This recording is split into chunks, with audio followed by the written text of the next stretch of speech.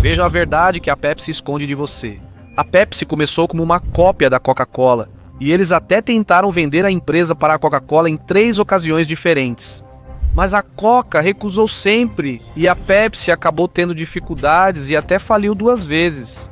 Hoje, a PepsiCo fatura cerca de 80 bilhões de dólares por ano, mais que o dobro da Coca-Cola. Veja, a Pepsi não é mais apenas uma empresa de bebidas. Eles são um império gigantesco que possui mais produtos alimentícios e bebidas do que você pode imaginar. Lay's, Gatorade, Cheetos, Aquafina, Tropicana, Quaker Oats, Mountain Dew, Doritos. A PepsiCo possui inúmeras marcas. Na verdade, em certo momento, a Pepsi chegou até a comprar grandes redes de fast food como KFC e Pizza Hut. Eles quase fecharam um acordo para comprar uma grande frota de navios de guerra da Marinha. Como isso aconteceu?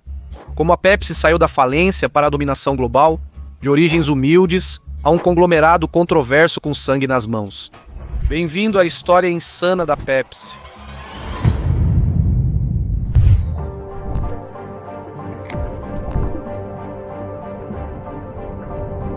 A história da Pepsi começa com Caleb D. Bradham. Nascido em 1867, Caleb cresceu em uma pequena cidade agrícola na Carolina do Norte.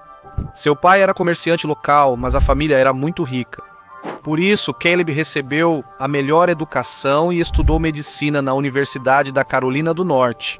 Mas seu pai teve problemas financeiros e não pôde mais pagar as mensalidades, forçando Caleb a abandonar a escola. Apesar disso, quando ele voltou para sua pequena cidade, os moradores o trataram como se ele fosse realmente um médico qualificado, porque não havia outro médico disponível por quilômetros ao redor. Então, Caleb dava conselhos médicos enquanto também trabalhava como professor local para poder economizar dinheiro. Em 2 anos, ele juntou dinheiro para voltar à faculdade, mas decidiu que não queria mais ser médico. Talvez pelos anos ajudando os moradores com problemas médicos, Caleb decidiu que agora queria ser farmacêutico. Após se formar em 1892, aos 25 anos, Caleb Bradham comprou um prédio em New Bern, Carolina do Norte, e abriu a farmácia Bradham. Na época, farmácias como essa eram incrivelmente populares, e eram um lugar onde os moradores realmente se reuniam e socializavam. Balcões eram comuns para sentar, conversar, comer petiscos e beber algo gelado. A maioria das farmácias tinha fontes de refrigerante, onde a bebida era preparada misturando água com gás e o sabor escolhido pelo cliente. Havia centenas de xaropes como laranja, uva, rosa e mais. Caleb era uma pessoa muito sociável, então, ao administrar sua própria farmácia, ele rapidamente fez amizade com quase todo mundo na cidade. No mesmo ano em que Caleb abriu sua farmácia, 1892, a companhia Coca-Cola foi fundada em Atlanta, Geórgia. Eles haviam desenvolvido uma receita de xarope de cola, que era vendida nos balcões de refrigerante das farmácias. E não demorou muito para que Caleb Bradham fosse apresentado à bebida da Coca-Cola. Caleb rapidamente percebeu o enorme potencial dela. Imediatamente se tornou uma escolha popular entre os clientes na hora de decidir o que pedir na fonte de refrigerante. Caleb achava que o fundador da Coca-Cola só errou ao usar substâncias químicas viciantes na receita. Então, Caleb teve a ideia de fazer sua própria versão muito parecida do xarope de cola, mas deixando de fora os ingredientes que ele considerava prejudiciais. Porque Caleb queria criar uma bebida saudável que aliviasse a indigestão, mas mantivesse o sabor de cola que todos adoravam. O xarope de cola de Caleb combinava caramelo, óleos raros e extrato de frutas. Após criar a fórmula, Caleb passou a oferecê-la como novo sabor no balcão da farmácia e incentivou amigos a provar. Os moradores locais apelidaram sua bebida de cola de Bebida do Brad, em referência ao sobrenome de seu criador, Caleb Bradham. Nos 5 anos seguintes, os moradores pediam regularmente a bebida do Brad na farmácia por gostarem do sabor. Após anos ouvindo elogios dos moradores, Caleb decidiu vender seu produto em outros locais. Nessa época, a Coca-Cola estava crescendo e fazendo muito sucesso, e Caleb sabia que havia uma demanda por mais bebidas de cola no mercado. Em 1898, ele renomeou seu produto para Pepsi Cola. A palavra Pepsi vem do grego pepsis, que significa digestão, porque até esse momento, Caleb ainda acreditava que focar no aspecto saudável seria o mais importante. No entanto, o que realmente fazia mais sucesso era o sabor. Logo, ele vendia grandes barris de xarope de Pepsi para abastecer outras fontes de refrigerante no país. Por anos, Caleb produziu Pepsi-Cola em sua farmácia e, em 1903, fundou oficialmente a companhia Pepsi-Cola. Ele fechou a farmácia para se dedicar só à Pepsi. No primeiro ano, como uma empresa registrada de fato, eles venderam mais de 8.000 galões de xarope. Caleb reinvestiu seus ganhos em anúncios em jornais locais, o que impulsionou ainda mais a marca. As vendas mais que dobraram, chegando a 20.000 galões de xarope em 1904, e a Pepsi agora era uma operação grande demais para ser administrada a partir da farmácia. Então Caleb comprou um prédio maior para usar como fábrica e produzir Pepsi em maiores quantidades. Ele firmou parcerias com engarrafadoras para incluir a Pepsi na franquia, permitindo sua venda em garrafas, não só como xarope, sal ou em fontes de refrigerante. Em 1910, a Pepsi-Cola já trabalhava com 250 empresas de engarrafamento em 24 estados. Em 1915, os ativos da Pepsi-Cola valiam mais de $1 milhão. Caleb Braddon comprou uma casa grande para sua família e era tão popular que o incentivavam a se candidatar a governador da Carolina do Norte. Segundo relatos, Caleb conseguiu, mas isso mudou com o início da Primeira Guerra Mundial. Na guerra, o açúcar encareceu por restrições rigorosas. Antes da guerra, o açúcar custava 5 centavos por libra, e durante o racionamento foi para 22 centavos, e o preço subia todo mês.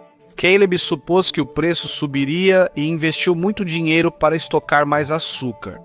Se a teoria dele estivesse certa e o açúcar seguisse subindo, todo o açúcar comprado por ele se tornaria muito valioso. Ele poderia produzir sua bebida bem mais barato que concorrentes que pagariam mais caro pelo açúcar. A teoria de Caleb estava totalmente errada. 6 meses depois, o preço do açúcar caiu para 3 centavos por libra, ficando mais barato que antes da guerra. Além disso, a maioria das fábricas nos Estados Unidos da América precisou priorizar a produção pós-guerra. A Pepsi reduziu de 250 fábricas para 2, diminuindo drasticamente sua capacidade de venda. Caleb gastou mais em açúcar do que a empresa lucrou. Eles não usaram tudo e o preço do açúcar estava bem abaixo do que ele pagou. As coisas fugiram do controle. Em 1920, a Pepsi-Cola faliu. Caleb, com 53 anos, precisou vender todos os ativos restantes da empresa, incluindo a marca Pepsi e a fórmula da bebida. E assim, Caleb voltou à sua antiga carreira como farmacêutico. Em 1934, Caleb já havia falecido. E assim, o criador original da Pepsi nunca chegou a ver o sucesso insano que sua empresa teria em breve.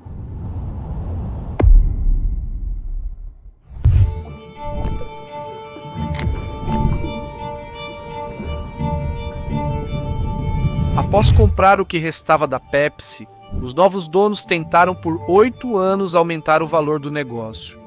Mas então a bolsa quebrou em 1929 e a economia parecia muito sombria. A Pepsi só tinha uma fábrica de engarrafamento em Richmond, Virgínia, e não lucrava. Então a Pepsi declarou falência pela segunda vez e foi forçada a vender a Pepsi para a Loft Candy Company em 1931. A Pepsi já havia falido 2 vezes com donos diferentes e agora estava com um terceiro proprietário. Já para a Coca-Cola, principal rival da Pepsi, a situação era bem melhor. Enquanto a Pepsi enfrentava dificuldades na Primeira Guerra e Grande Depressão, a Coca conseguiu contrato com o governo dos Estados Unidos da América para vender Coca no exterior. Eles se expandiam mundialmente, enquanto os novos donos da Pepsi tentavam recuperar o investimento. Após verem o sucesso da Coca, acharam que a solução era vender a Pepsi para a Coca-Cola. Nas décadas de 1920 e 1930, tentaram vender a Pepsi 3 vezes para a Coca-Cola, que recusou todas. Pense quanto a Coca poderia ter economizado se tivesse adquirido seus principais rivais quando pôde. Na época, era compreensível ninguém acreditar que a Pepsi mudaria sua sorte. Então, quando a Coca recusou a chance de comprar a Pepsi 3 vezes diferentes, eventualmente os donos da Pepsi, a Loft Candy Company, perceberam que precisavam tentar encontrar outra maneira de salvar o negócio. Uma das primeiras grandes decisões que eles tomaram foi quando a Pepsi começou a usar garrafas de cerveja recicladas para economizar nos custos de produção. Eles podiam cobrar só 5 centavos por uma garrafa de 12 onças de Pepsi. Era o dobro do refrigerante de uma Coca-Cola pelo mesmo preço. Lembre-se, a Grande Depressão ainda estava acontecendo na época, então as pessoas procuravam economizar dinheiro de qualquer maneira que pudessem. Então, comprar Pepsi em vez de Coca era uma escolha óbvia para muita gente, já que estavam recebendo o dobro da quantidade.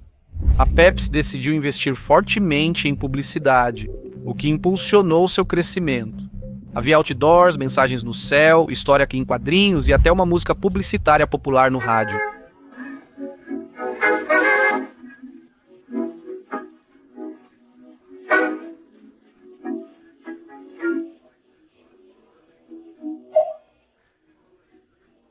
O jingle de rádio da Pepsi Cola durava só 15 segundos, sendo mais barato que o anúncio comum de 60 segundos.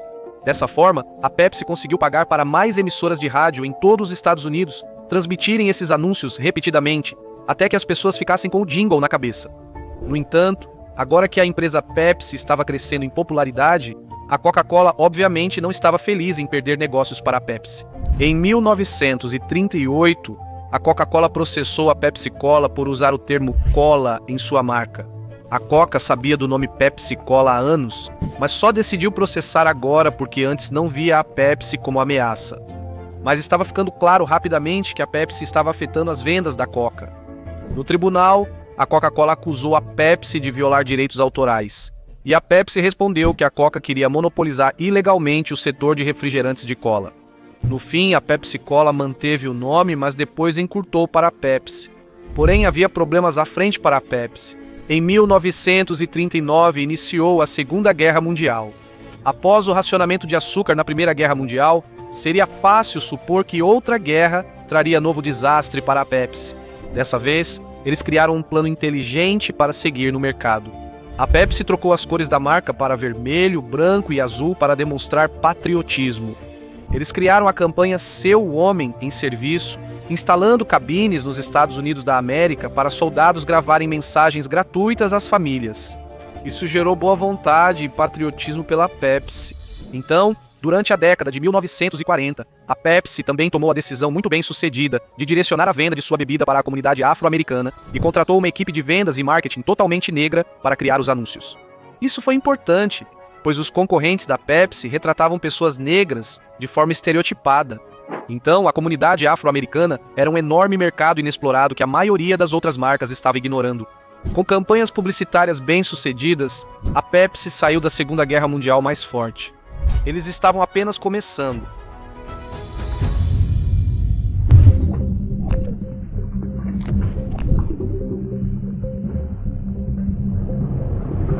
Em 1950, a Pepsi nomeou Alfredo Still como Chief Executive Officer. Isso foi um pouco controverso, já que ele era o ex-vice-presidente da Coca-Cola. E assim, Alfredo era um especialista no que era necessário para tornar uma empresa de refrigerante de cola bem-sucedida, e rapidamente fez várias mudanças na marca Pepsi. Ele preferia focar em grandes campanhas publicitárias e promoções de vendas. Ele começou a introduzir mulheres bonitas e glamurosas nos anúncios da Pepsi. E Alfred Still também, por acaso, era casado com a famosa atriz Joan Crawford. Então ele a trouxe como modelo para a Pepsi também.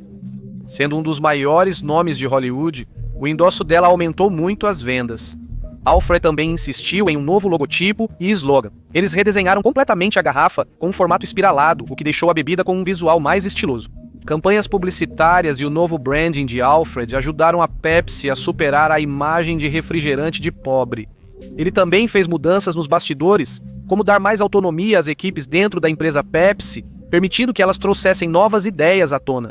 Essas mudanças elevaram as vendas da Pepsi de 1,6 bilhão de dólares americanos em 1950 para 11,5 milhões de dólares americanos em 1958. Alfred Still é reconhecido como um dos CEOs mais bem-sucedidos da história da Pepsi e fundamental para o sucesso atual da marca. Infelizmente, sua carreira foi curta, pois morreu de ataque cardíaco em 1959. Era hora de a Pepsi buscar nova liderança, e o cargo ficou com Don Kendall, que trabalhou na empresa toda a carreira. Ele começou como vendedor de xarope e chegou a Chief Executive Officer da Pepsi. Uma de suas primeiras decisões surpreendentes foi Don levar a Pepsi à União Soviética. Era, claro, um mercado enorme e, mais importante, um mercado no qual a Coca-Cola ainda não havia entrado. Isso aconteceu principalmente por causa da Guerra Fria. E por isso existia uma organização chamada Comitê de Atividades Anti-Americanas, que garantia que as empresas americanas não tivessem nenhum envolvimento com a União Soviética. Isso mudou em 1959, quando o presidente Dwight Eisenhower quis levar a cultura americana à União Soviética e mostrar os benefícios do capitalismo.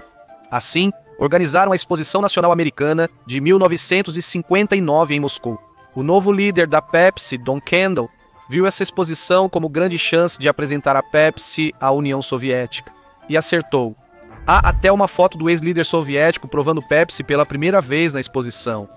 Após a introdução bem-sucedida na exposição, a Pepsi fechou acordo com a União das Repúblicas Socialistas Soviéticas e se tornou a primeira marca americana vendida na União Soviética. Havia um grande problema. Os controles do Kremlin tornavam ilegal negociar o rublo soviético globalmente, o que impedia a existência de um mercado internacional de câmbio para a moeda, tornando-a sem valor fora da União das Repúblicas Socialistas Soviéticas, e a Pepsi certamente não queria ficar presa a lucros que não poderia tirar da União Soviética. Assim, ao invés de vender Pepsi à União Soviética por dinheiro, optaram por um sistema de troca. Por anos, a Pepsi recebeu vodka Stolichnaya como pagamento, e a Pepsi também recebeu direitos exclusivos para distribuir essa vodka nos Estados Unidos. A União Soviética recebia concentrados de Pepsi e, em troca, a Pepsi ganhava vodka russa para vender nos Estados Unidos da América e obter dólares. Assim, a solução era boa para ambos, pois a Pepsi vendia na União Soviética e contornava o problema da moeda. Por um tempo tudo foi bem. Até 1979, quando a Pepsi não vendia mais vodka suficiente para manter o acordo financeiramente viável. Precisavam achar outra coisa para receber da União das Repúblicas Socialistas Soviéticas em troca. Preferencialmente algo mais valioso para a Pepsi vender rápido por dólares. Há uma história de que, em 1989, o governo soviético pagou a Pepsi com navios de guerra desativados. A ideia era que a Pepsi pudesse ganhar dinheiro vendendo os navios como sucata. O New York Times noticiou que a PepsiCo comprou dos soviéticos 17 submarinos, um cruzador, uma fragata e um destroyer. Eles são revendidos como sucata. O chefe da Pepsi brincou com o conselheiro de segurança de George Bush: "Estamos desarmando a União Soviética mais rápido que vocês." Devido ao acordo de navios de guerra valendo centenas de milhões de dólares, surgiram artigos afirmando que a Pepsi se tornou brevemente a sexta maior força militar do mundo antes de vender os navios como sucata. No entanto, isso não é realmente o caso. Embora a Pepsi ter sua própria frota naval levasse o significado de guerras de refrigerante a um novo patamar, a verdade é que, mesmo tendo considerado esse acordo dos navios de guerra, a Pepsi não levou isso adiante. Em vez disso, eles elaboraram um novo acordo para que a União Soviética construísse navios de carga comerciais para a Pepsi, que poderiam ser vendidos ou alugados.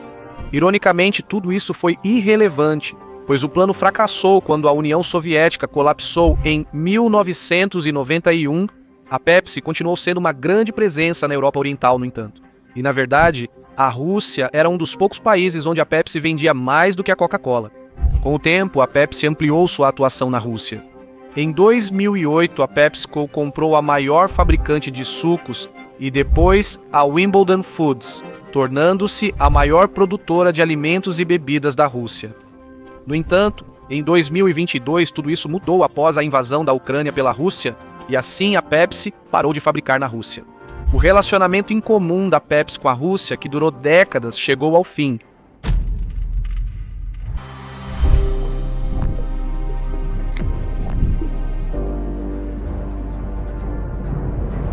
Ao longo dos anos, a Pepsi ficou insatisfeita em simplesmente vender bebidas. Eles queriam entrar no ramo de salgadinhos, pois sabiam que seu público comprava refrigerante e salgadinho juntos no supermercado. Eram produtos complementares. Então, e se a Pepsi vendesse os dois? Mas, ao invés de começar do zero em um novo mercado, em 1965, a Pepsi se fundiu com a empresa de salgadinhos Frito-Lay, e juntas, elas se tornaram uma nova corporação chamada PepsiCo. As marcas já somavam vendas acima de 500 milhões de dólares. 5 anos após fundarem a PepsiCo, elas atingiram $1 bilhão americanos em vendas. A fusão entre Pepsi e Frito-Lay foi estratégica, pois ao se unirem expandiram rapidamente para novos mercados e combinaram recursos para crescer globalmente. Curiosamente, poucos anos antes, em 1961, a Frito Company e a H.W. Lay & Company se uniram e formaram a Frito-Lay Company. E ainda assim, apenas 4 anos depois disso, elas estavam se fundindo com a Pepsi para criar a PepsiCo. E tudo isso realmente ilustra como os negócios realmente funcionam. Duas empresas bem-sucedidas se uniram, formando uma companhia mais forte, capaz de eliminar ou comprar concorrentes menores. É assim que os conglomerados se formam. Por isso, hoje, muitos se surpreendem ao descobrir quantas marcas são da PepsiCo. Lay's, Gatorade, Cheetos, Aquafina, Tropicana, Quaker Oats, Mountain Dew, Doritos, Cap'n Crunch, Rockstar e muitas outras. É difícil fazer compras sem adquirir algo da PepsiCo. Além de dominar alimentos e bebidas, a PepsiCo comprou 3 das 10 maiores redes de restaurantes dos Estados Unidos da América: Pizza Hut, Taco Bell e KFC. Assim que compraram os restaurantes, exigiram que só fossem servidas bebidas da PepsiCo nas máquinas de refrigerante. Por exemplo, o KFC costumava vender Coca-Cola, mas teve que mudar imediatamente para vender Pepsi depois da venda para a PepsiCo. Ironicamente, essa estratégia de comprar redes de fast food saiu pela culatra. O setor era muito competitivo e desviou muitos recursos da PepsiCo de seus produtos mais lucrativos. O principal problema foi que, ao se associar a algumas redes de fast food, as concorrentes deixaram de vender Pepsi. Por exemplo, pegue uma rede como a Popeye's Chicken. Se vendessem Pepsi nos restaurantes, estariam apoiando a KFC, já que a Pepsi era dona dela. A estratégia da PepsiCo de ter redes de fast food para vender mais bebidas não teve o efeito esperado. E então eles separaram todos os seus principais restaurantes em uma empresa independente. Então, tecnicamente, a PepsiCo não é mais dona deles. No entanto, isso não impediu a PepsiCo de tentar expandir para outros setores aleatórios. Por exemplo, em um determinado momento, a Pepsi adquiriu a empresa de artigos esportivos Wilson. Depois de alguns anos, perceberam que essas aquisições eram uma distração e voltaram a focar em bebidas e alimentos para lanche. Os lucros da PepsiCo continuaram crescendo e tudo parecia bem. A Pepsi não imaginava que estava prestes a causar um dos maiores desastres de marketing da história, levando a uma dívida de dezenas de bilhões de dólares e graves consequências.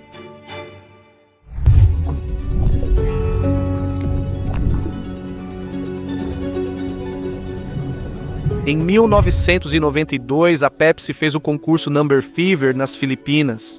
Eles imprimiram números em cada tampinha de garrafa da Pepsi, variando de 001 a 999.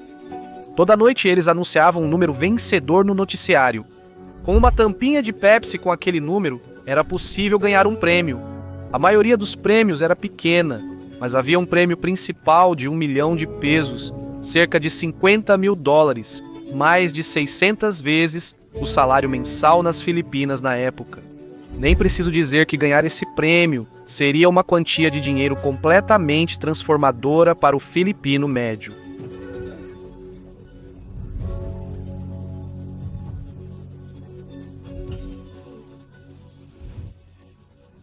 O concurso ficou muito popular, chegou ao ponto de quase metade dos filipinos participarem do concurso, juntando tampinhas de Pepsi. Mas não só as pessoas estavam comprando mais Pepsi para ter uma chance de ganhar. Algumas até procuravam nas ruas ou reviravam o lixo tentando encontrar tampinhas de garrafa que tinham sido jogadas fora, caso alguma delas tivesse um número premiado. A Pepsi tinha um orçamento para a campanha, e por isso Deb usou um sistema de computador para escolher quais números imprimir nas tampinhas, garantindo que apenas 2 tivessem o número do prêmio de 1 milhão de pesos. Assim, no máximo 2 pessoas poderiam ganhar o grande prêmio, e a Pepsi controlava quanto dinheiro seria distribuído na campanha. A campanha foi um sucesso e as vendas da Pepsi cresceram muito, pois todos queriam ganhar. A Pepsi achou que estava indo tão bem que decidiu estender o concurso por mais 5 semanas. Mas aí começaram os problemas. O sistema de computador usado para escolher os números das tampas não foi projetado para uma competição tão longa. Assim, prolongar a competição causou uma falha com consequências drásticas. Em 25 de maio de 1992, anunciaram que o número 349 ganhou o prêmio de 1 milhão de pesos. Agora lembre-se, era para haver 2 pessoas com a tampinha premiada com esse número. Porém, devido ao erro, mais de 600 mil tampinhas com o número 349 foram impressas, não apenas 2 como a Pepsi queria. Então, como você pode imaginar, quando o número vencedor foi anunciado, centenas de milhares de pessoas em todo o país começaram a comemorar, achando que tinham acabado de ganhar 1 milhão de pesos. Muitas viviam em extrema pobreza e tudo mudaria para elas. Suas dificuldades tinham acabado. As pessoas começaram a festejar nas ruas e centenas começaram a aparecer na fábrica da Pepsi para reivindicar seu prêmio. Lá fora era um caos e a polícia precisou aparecer. Enquanto isso, executivos da Pepsi entraram em pânico tentando decidir o próximo passo. Se eles realmente pagassem a todos que tinham a tampinha premiada o valor devido, isso custaria à Pepsi mais de 30 bilhões de dólares americanos. Isso quase levou a empresa à falência. Eles alegaram um erro no número vencedor, mas ofereceram 500 pesos para quem tivesse a tampinha 349 como gesto de boa vontade. Isso era cerca de 18 dólares. Grande decepção ao descobrir que não ganharam os 50 mil dólares.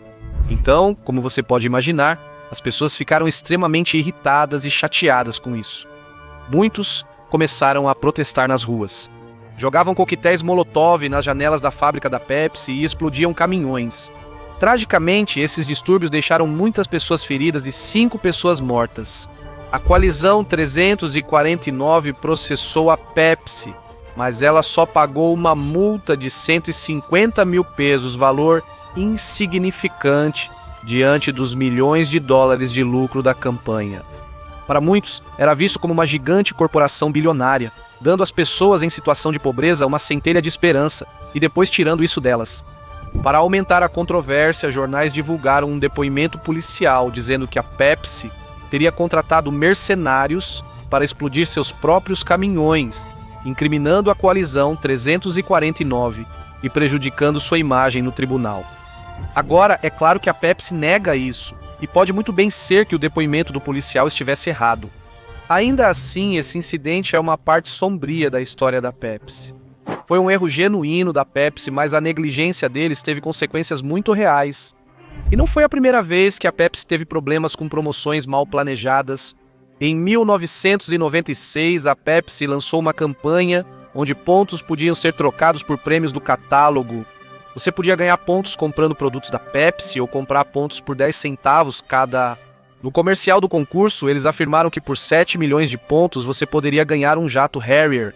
Isso chamou a atenção de um estudante de negócios chamado John Leonards. Um Harrier custava 23 milhões de dólares. E John viu que podia comprar 7 milhões de pontos Pepsi por 700 mil dólares. Era um ótimo negócio. Após algumas ligações com investidores, John reuniu o dinheiro e enviou a papelada para reivindicar os jatos Harrier. A Pepsi afirmou que o comercial era só uma piada e não enviou o jato. Então, John decidiu processar a empresa por propaganda enganosa. No fim, a Pepsi ganhou e alterou o comercial, acrescentando "estamos brincando" e elevando o preço para 700 milhões de pontos. De novo, a Pepsi escapou. Mas, sinceramente, a PepsiCo tem muitos comerciais polêmicos. Por exemplo, fizeram um para Mountain Dew descrito assim: foi considerado o comercial mais racista da história. O comercial mais racista de todos os tempos. E claro, quem pode esquecer o comercial da Pepsi, Viva o Agora, onde Kendall Jenner parece encerrar um protesto ao entregar uma Pepsi a um policial.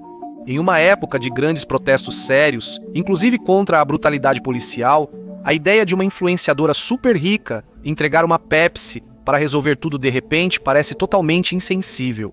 Para muitos, isso pareceu desprezo por quem protestava há anos ou foi abusado ou preso. Ou, como disse o Saturday Night Live, impedir que a polícia atirasse em negros entregando uma Pepsi. Eu sei, é fofo, né? Apesar de vários comerciais ruins, a Pepsi também é responsável por uma das maiores campanhas de marketing da história.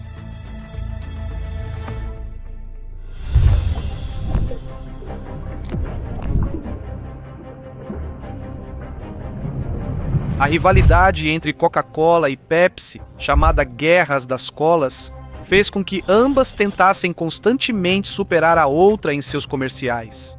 Elas eram as duas maiores empresas de refrigerantes do mundo, mas a Pepsi sempre ficava em segundo lugar. Em 1975, a Pepsi quase venceu a guerra ao lançar o desafio Pepsi. Foi um experimento em que filmaram pessoas fazendo teste de sabor às cegas, um copo com Coca-Cola e outro com Pepsi. As pessoas não sabiam qual era qual e perguntaram qual sabor preferiam. Um pouco mais, escolheram Pepsi. Então a Pepsi começou a fazer grandes campanhas publicitárias dizendo ao mundo que, em testes de sabor às cegas, as pessoas preferem Pepsi. A princípio, a Coca-Cola negou isso veementemente, dizendo que não havia como isso ser verdade e que a Pepsi obviamente tinha feito um experimento tendencioso. Mas depois de fazerem seus próprios testes de sabor às cegas, a Coca-Cola obteve o mesmo resultado. Mais pessoas realmente pareciam preferir um pouco mais a Pepsi quando não podiam ver qual bebida era qual. Tudo isso parecia indicar que o principal motivo da Coca ser a número 1 em vendas era apenas por causa da lealdade à marca. Isso deixou a Coca-Cola tão nervosa que eles lançaram uma fórmula chamada Nova Coca em 1985. E essa nova fórmula realmente teve uma pontuação melhor que a Pepsi em testes cegos de sabor, mas isso saiu completamente pela culatra para a Coca. Eles receberam milhares de cartas e ligações de fãs irritados pedindo o sabor original da Coca de volta. As pessoas odiaram a mudança na receita. E, eventualmente, a Coca foi pressionada a voltar para a Coca-Cola clássica, mas foi aí que a Coca teve sorte. As pessoas ficaram tão felizes com o retorno do sabor original que a lealdade à Coca-Cola aumentou muito. As pessoas deixaram de falar do desafio da Pepsi e comentavam a volta da Coca-Cola original. Apesar do sucesso em mais de 100 anos, a dura realidade para a Pepsi é que, na disputa entre Coca e Pepsi, a marca Coca ainda vence. E se você quer saber o verdadeiro motivo pelo qual a Coca-Cola sempre vai superar a marca da Pepsi, então clique nesta miniatura agora para descobrir o segredo obscuro do sucesso da Coca. Te vejo lá em um segundo. Valeu!